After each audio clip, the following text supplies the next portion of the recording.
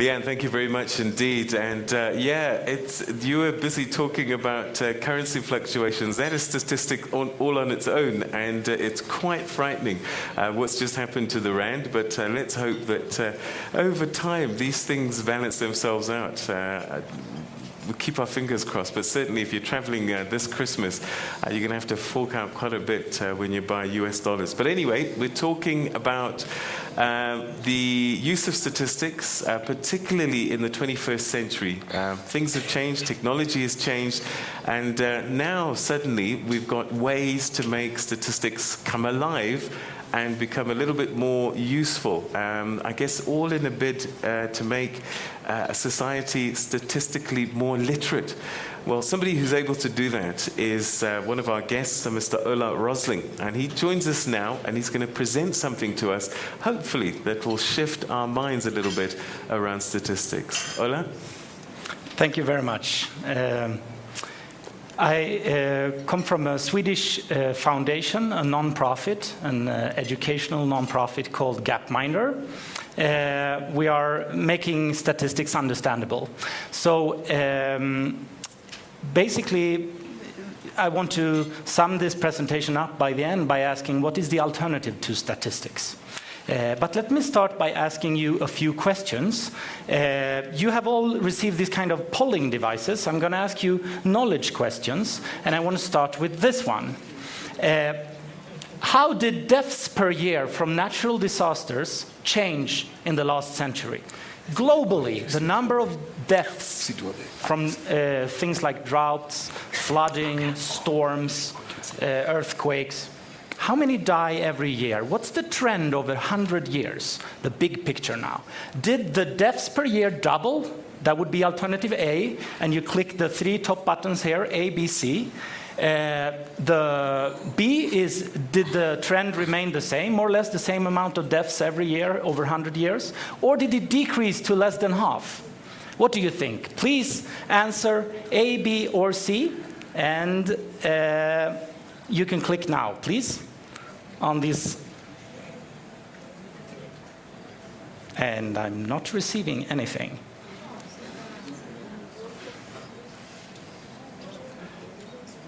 Are you clicking? Yes, you are. I'm having a very bad luck. Let's continue, because I actually asked this question to the public in South Africa, and I'm going to show you those results a little bit later.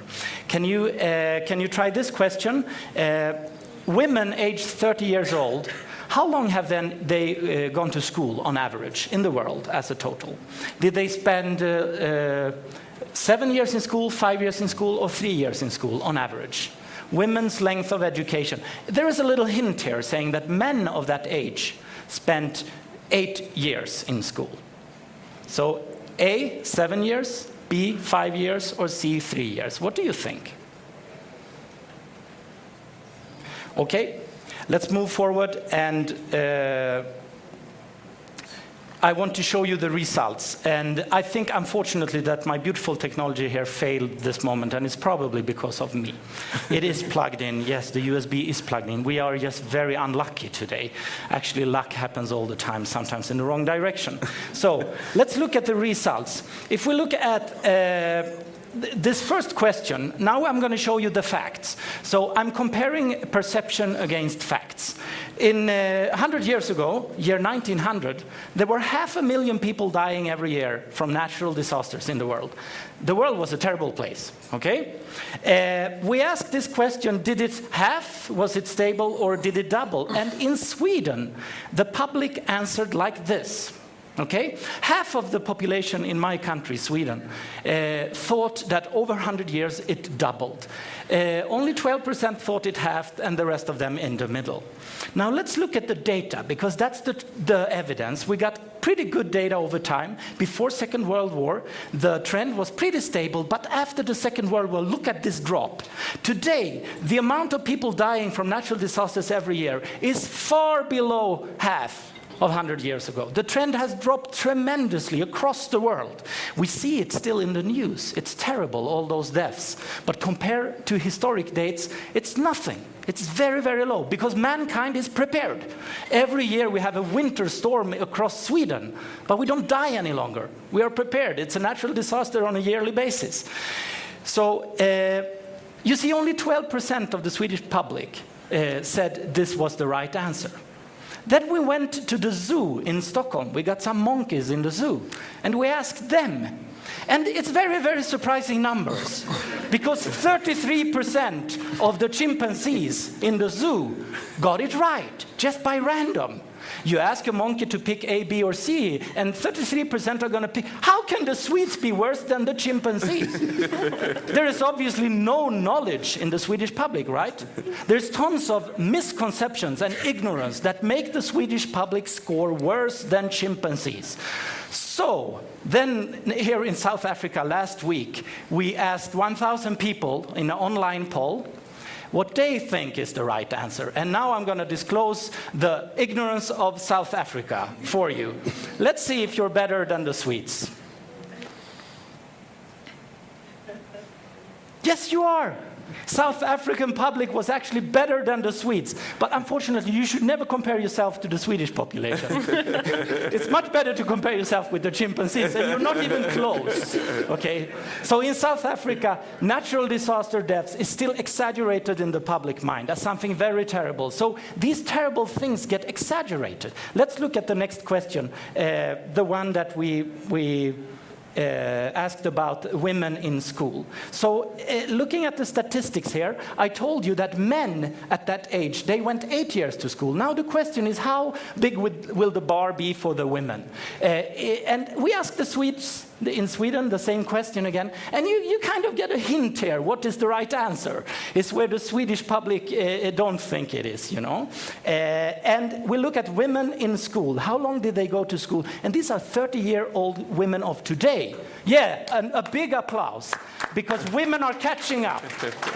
Already those 30 years old went to school almost on par with the men. So the girls today are even better. The women who are not in school today is the same reason for why men are not in school. It's mainly poverty.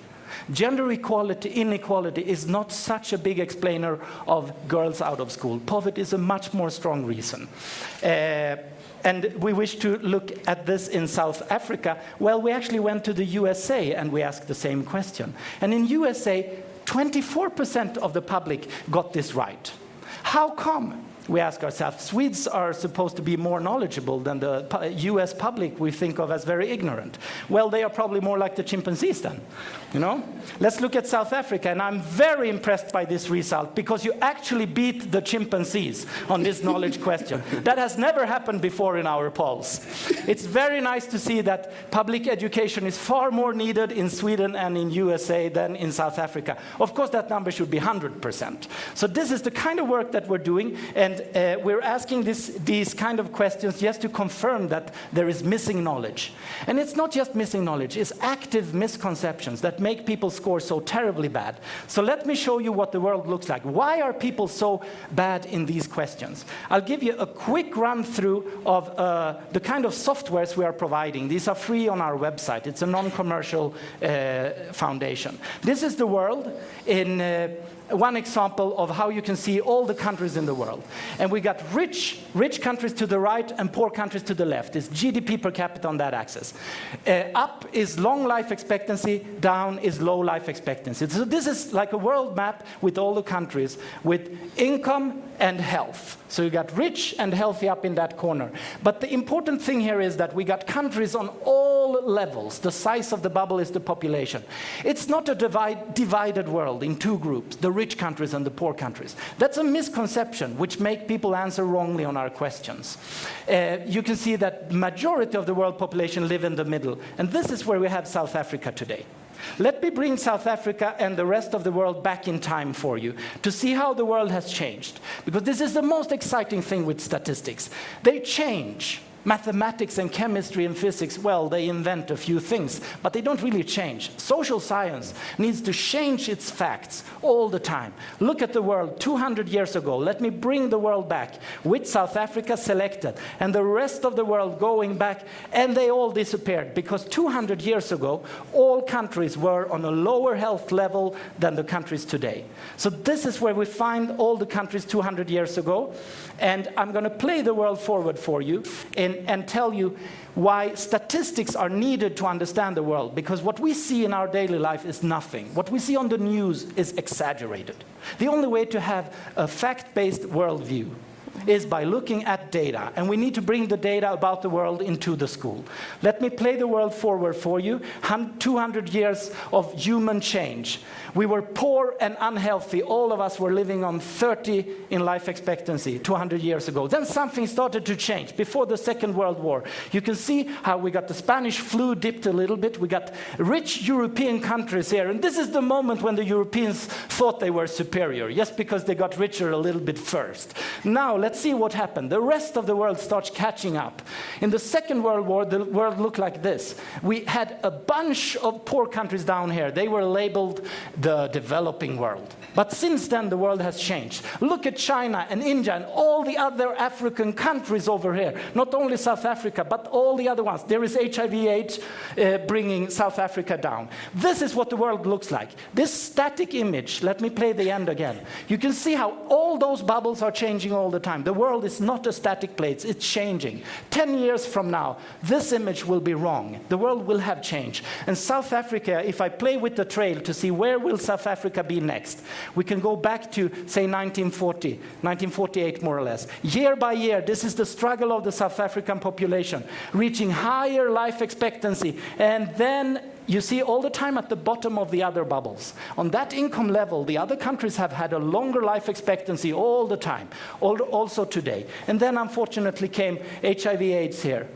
bringing South Africa down to a very low level, and then turning around, going up to higher health level again. And now your neighboring countries are Turkmenistan, for example. You got Indonesia there, you got Angola, India, and many other countries. You see, the world is complex, but we can remember the big picture of change, change, change in multiple variables.